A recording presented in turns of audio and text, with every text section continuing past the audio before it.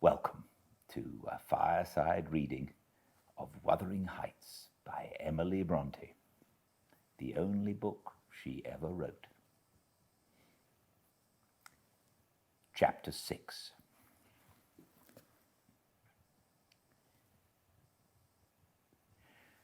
Mr. Hindley came home to the funeral, and a thing that amazed us and set the neighbours gossiping right and left, he brought a wife with him. What she was and where she was born, he never informed us. Probably she had neither money nor name to recommend her, or he would scarcely have kept the union from his father. She was not one that would have disturbed the house much on her own account. Every object she saw the moment she crossed the threshold appeared to delight her, and every circumstance that took place about her, except the preparing for the burial and the presence of the mourners. I thought she was half silly from her behaviour while that went on. She ran into her chamber and made me come with her, though I should have been dressing the children, and there she sat, shivering and clasping her hands and asking repeatedly, "Are they gone yet?" Then she began describing with hysterical emotion the effect it produced on her to see black, and started and trembled, and at last fell a-weeping, and when I asked what was the matter, answered she didn't know, but she felt so afraid of dying. I imagined her as likely to die as myself. She was rather thin, but young and fresh-complexioned, and her eyes sparkled as bright as diamonds. I did remark, to be sure, that mounting the stairs made her breathe very quick, that the least sudden noise set her all in a quiver, and that she coughed troublesomely sometimes. But I knew nothing of what these symptoms portended, and had no impulse to sympathize with her. We don't in general take to foreigners here, Mr. Lockwood, unless they take to us first. Young Earnshaw was altered considerably in the 3 years of his absence.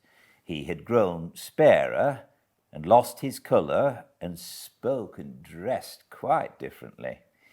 And on the very day of his return, he told Joseph and me we must thenceforth quarter ourselves in the back kitchen and leave the house for him.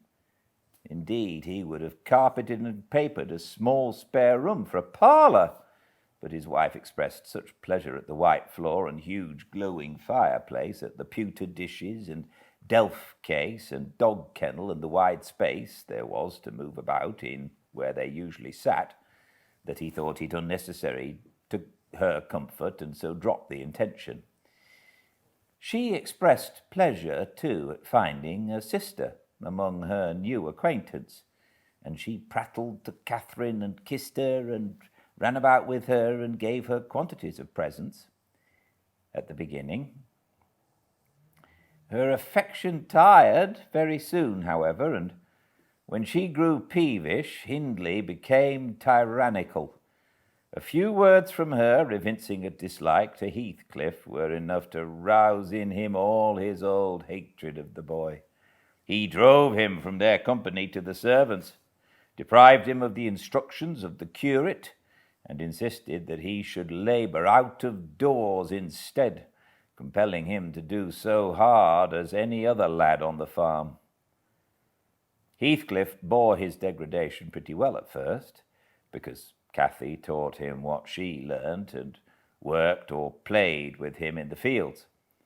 They both promised fair to grow up as rude as savages, the young master being entirely negligent how they behaved and what they did, so they kept clear of him. He would not even have seen after their going to church on Sundays, only Joseph and the curate reprimanded his carelessness when they absented themselves. And that reminded him to order Heathcliff a flogging, and Catherine a fast from dinner or supper. But it was one of their chief amusements to run away to the moors in the morning and remain there all day, and the after punishment grew a mere thing to laugh at. The curate might set as many chapters as he pleased for Catherine to get by heart, and Joseph might thrash Heathcliff till his arm ached. They forgot everything the minute they were together again, at least the minute they had contrived some naughty plan of revenge. And many a time I've cried to myself to watch them growing more reckless daily, and I not daring to speak a syllable for fear of losing the small power I still retained over the unfriended creatures. One Sunday evening, it chanced that they were banished from the sitting-room for making a noise or a light offence of the kind. And when I went to call them to supper, I could find them nowhere. We searched the house above and below, and the yard and stables. They were invisible.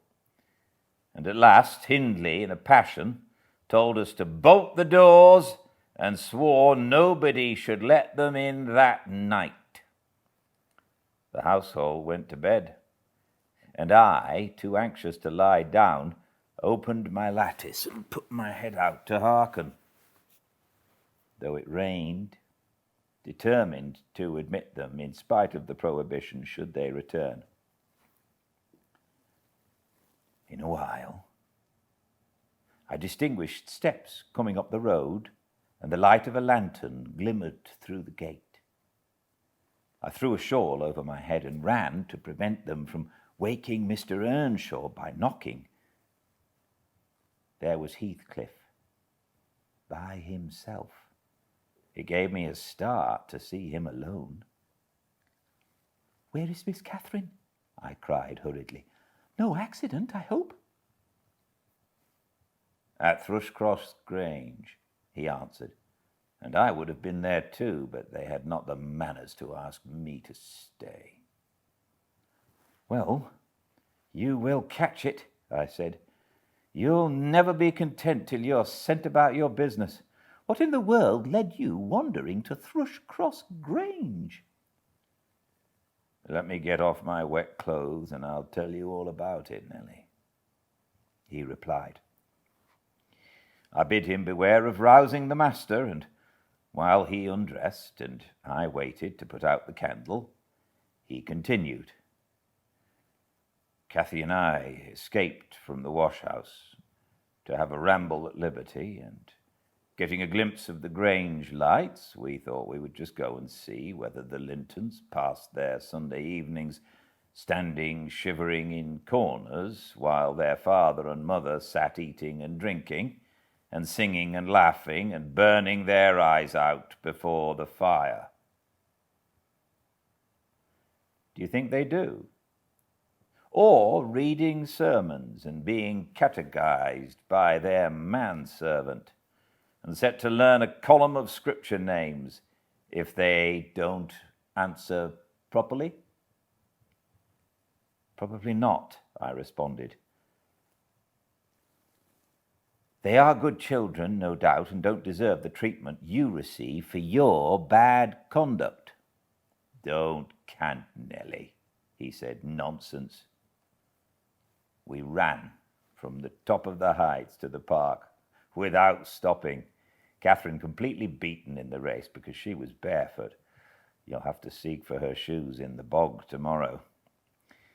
We crept through a broken hedge, groped our way up the path, and planted ourselves on the flower plot under the drawing-room window. The light came from thence. They had not put up the shutters, and the curtains were only half closed. Both of us were able to look in by standing on the basement and clinging on the ledge, and we saw.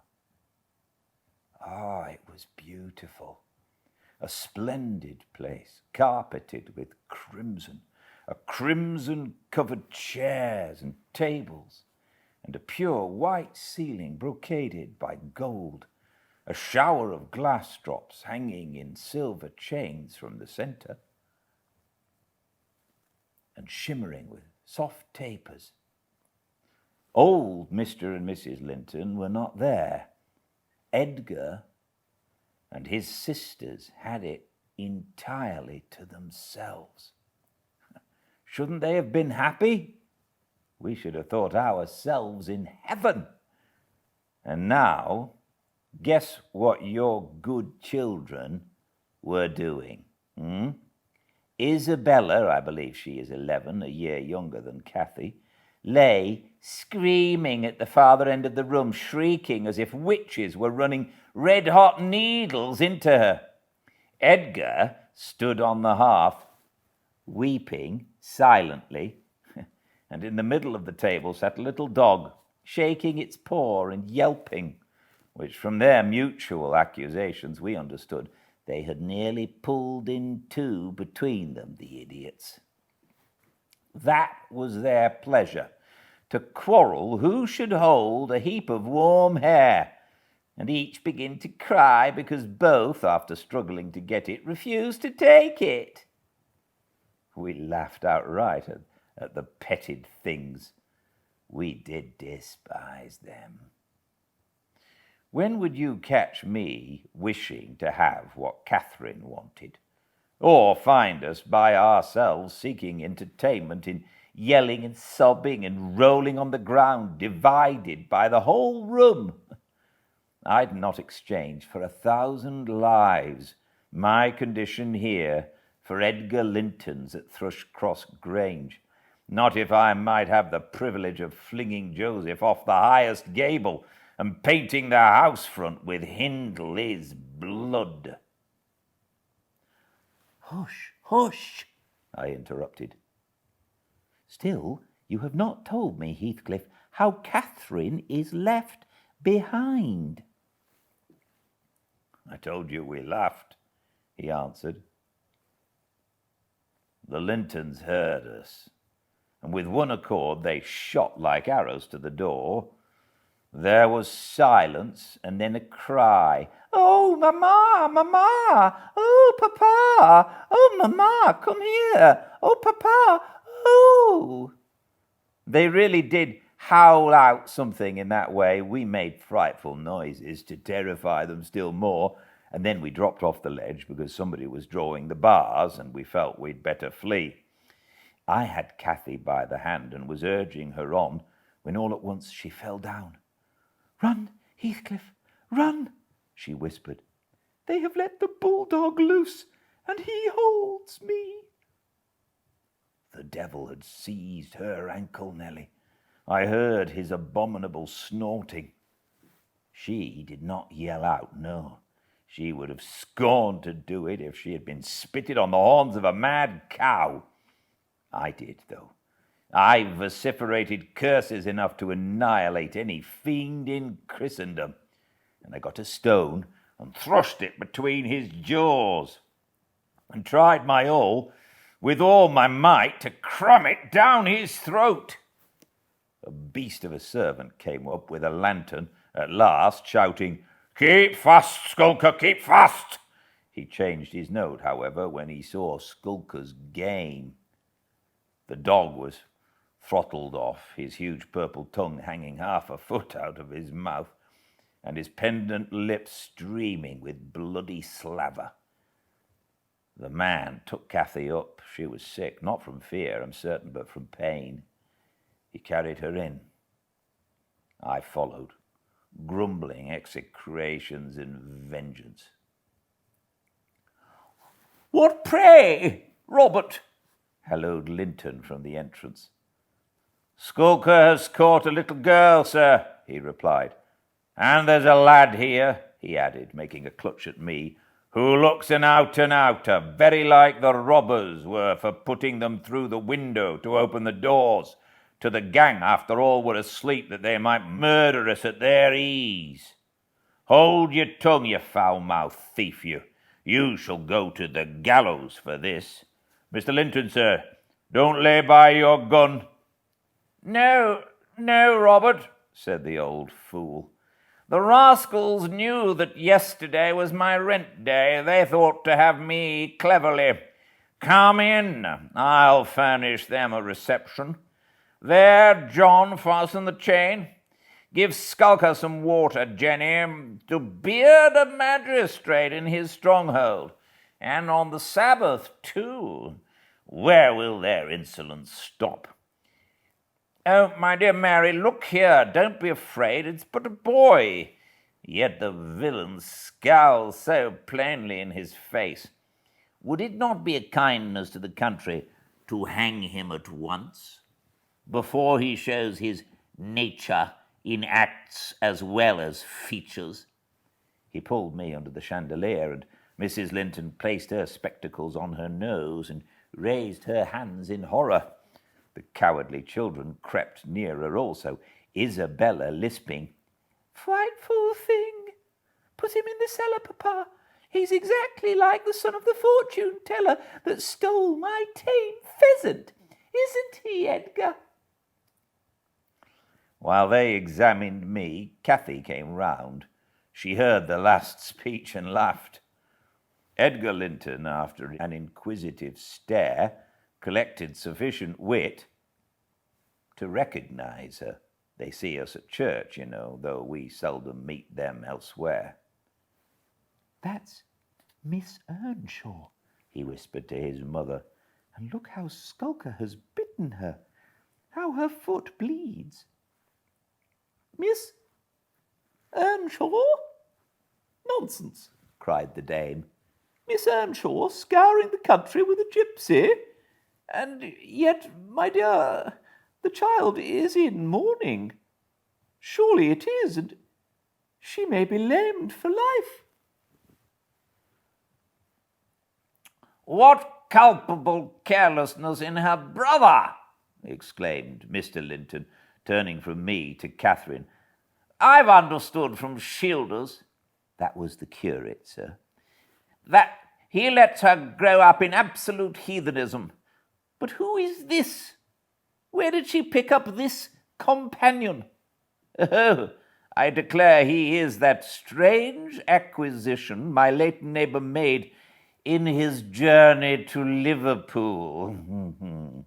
A little Lascar or an American or Spanish castaway." "A wicked boy at all events," remarked the old lady, "and quite unfit for a decent house. Did you notice his language, Linton? I'm shocked that my children should have heard it." I recommenced cursing. Don't be angry, Nellie. And so Robert was ordered to take me off. I refused to go without Cathy. He dragged me into the garden, pushed the lantern into my hand, assured me that Mr. Earnshaw should be informed of my behaviour, and bidding me march directly, secured the door again. The curtains were still looped up at one corner, and I resumed my station as spy, because if Catherine had wished to return, I intended shattering their great glass panes to 1,000,000 of fragments, unless they let her out. She sat on the sofa quietly. Mrs. Linton took off the grey cloak of the dairymaid, which we had borrowed for our excursion, shaking her head and expostulating with her. I suppose she was a young lady, and they made a distinction between her treatment and mine. Then the woman servant brought a basin of warm water and washed her feet, and Mr. Linton mixed a tumbler of negus, and Isabella emptied a plateful of cakes into her lap, and Edgar stood gaping at a distance. Afterwards they cried and combed her beautiful hair, and gave her a pair of enormous slippers, and wheeled her to the fire. And I left her as merry as she could be, dividing her food between the little dog and Skulker, whose nose she pinched as he ate, and kindling a spark of spirit in the vacant blue eyes of the Lintons, a dim reflection from her own enchanting face. I saw they were full of stupid admiration. She is so immeasurably superior to them, to everybody on earth. Is she not, Nellie? There will come more of this business than you reckon on, I answered, covering him up, and extinguishing the light. "You are incurable, Heathcliff, and Mr. Hindley will have to proceed to extremities, see if he won't." My words came truer than I desired. The luckless adventure made Earnshaw furious, and then Mr. Linton, to mend matters, paid us a visit himself on the morrow, and read the young master such a lecture on the road he guided his family that he was stirred to look about him in earnest. Heathcliff received no flogging, but he was told that the first word he spoke to Catherine should ensure a dismissal. And Mrs. Earnshaw undertook to keep her sister-in-law in due restraint when she returned home, employing art, not force. With force, she would have found it impossible.